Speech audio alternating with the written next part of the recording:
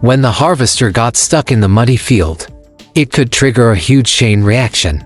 In the frame, a harvester was reaping rice. Its tracks sank into the mud and couldn't move. So a Kobelco excavator was called for help.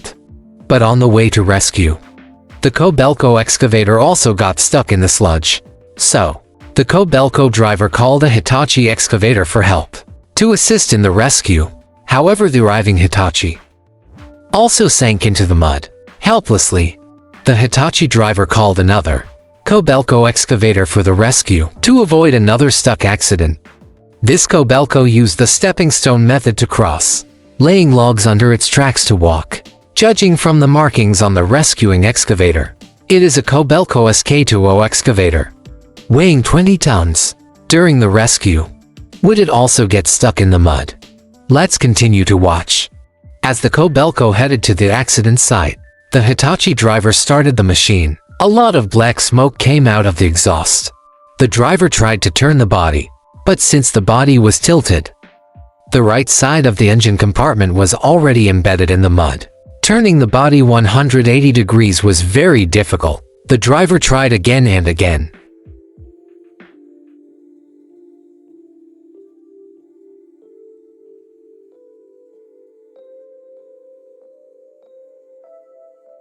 Pushing all the mud from the right side of the engine compartment. Finally, after many attempts, the Hitachi successfully turned its body. When the camera zoomed in on the engine, we could see the engine was covered in oil. Anyone who has operated an excavator can say if this is normal.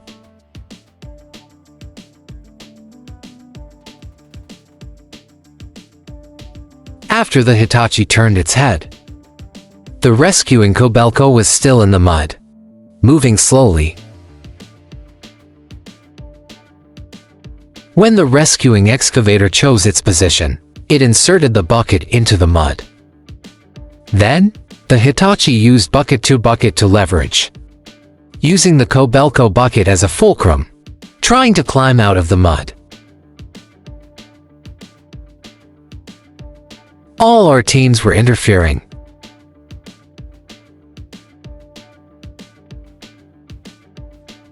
However, the first rescue attempt did not make the Hitachi excavator move, even 10 centimeters.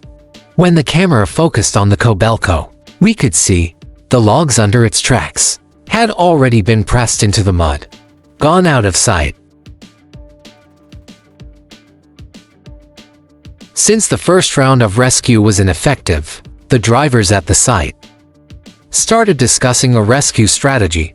Normally, the rescue operation for a stuck excavator would clear the mud in front of the tracks, then place logs or steel plates under the path of the excavator before pulling. But the Kobelco driver skipped the first 2 steps and chose to pull directly. Failure was expected. From this shot we can see the Hitachi excavator's tracks were completely stuck in the mud.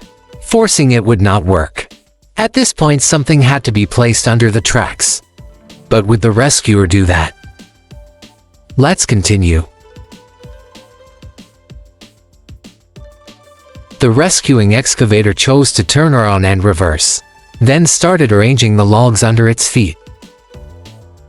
While the rescue excavator was arranging logs on a nearby road, a truck arrived, carrying several logs.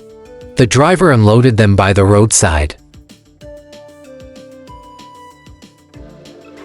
From this shot we can see the rescue excavator was about 30 meters from the roadside. If it used the stepping stone method to move logs back and forth, it would take at least half an hour. So, would they use this inefficient method to transport logs? The answer is no. At this moment, a high-clearance tractor appeared. This machine moves easily through rice fields. Using it to transport logs is perfect.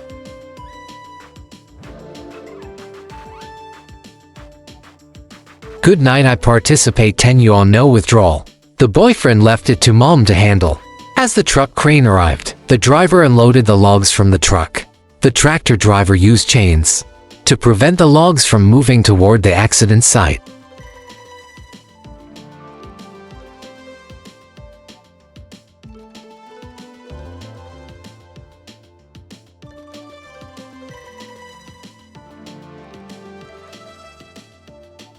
After the logs were brought to the accident site, a small flatbed truck delivered a blue mini excavator.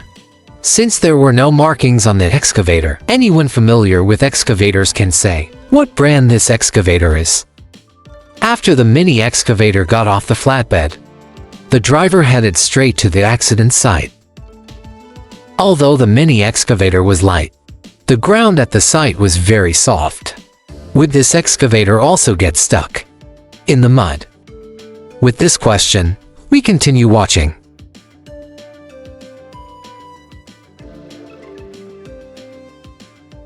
When the mini excavator arrived, it drove directly next to the Hitachi excavator and started clearing the mud behind the engine compartment.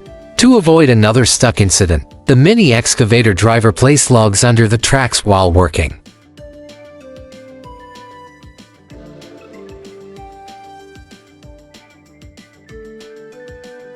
After repeated clearing of the mud, the Hitachi excavator had dug a large hole. At this point we could see, because the mini excavator's center of gravity was too far forward, the body tilted heavily forward. The Hitachi driver watching nearby immediately held the excavator's blade. The mini excavator thus avoided disaster. While the mini excavator was working, we could see the first Kobelco excavator that got stuck had a water pool formed around it. To prevent water from reaching the engine, the driver quickly brought a pump to drain the water. After a long process of clearing the mud, it was already evening. At this point, the driver placed incoming logs under the tracks. Then the two excavators used bucket to bucket to start the second round of rescue.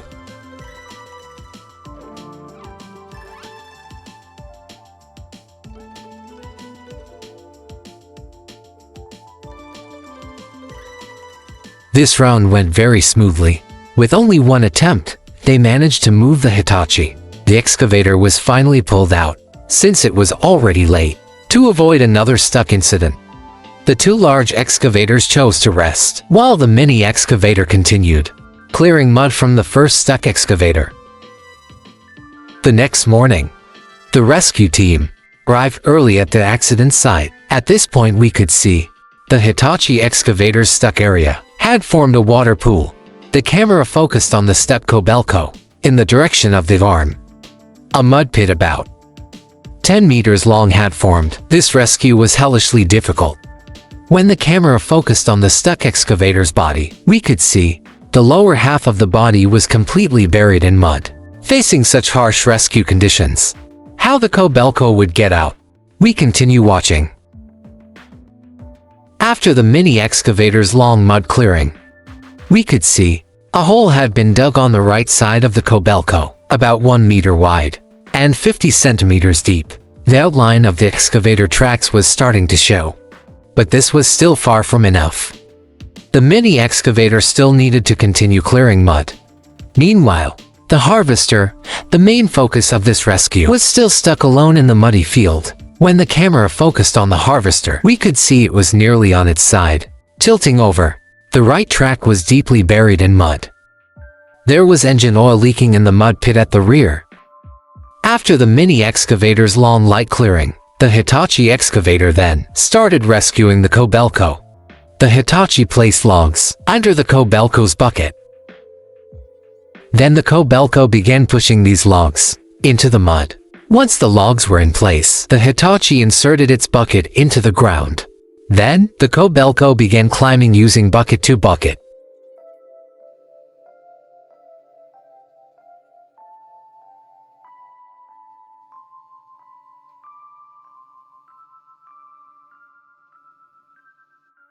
Because the chassis was stuck in the mud, after several attempts by the two excavators, the stuck excavator did not move forward. Normally, the other Kobelco should have joined the rescue, but they did not.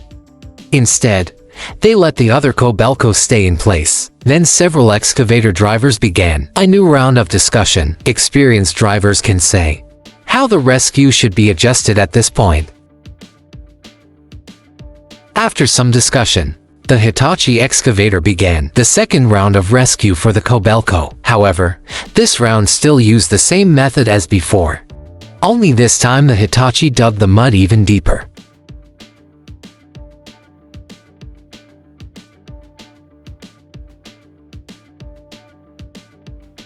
Compared to the first round, this round showed a clear improvement.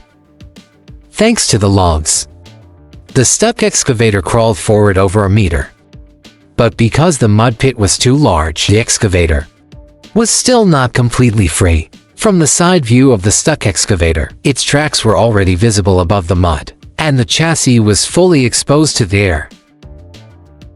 After the Hitachi adjusted its position, the two excavators used bucket to bucket again, starting the third round of rescue.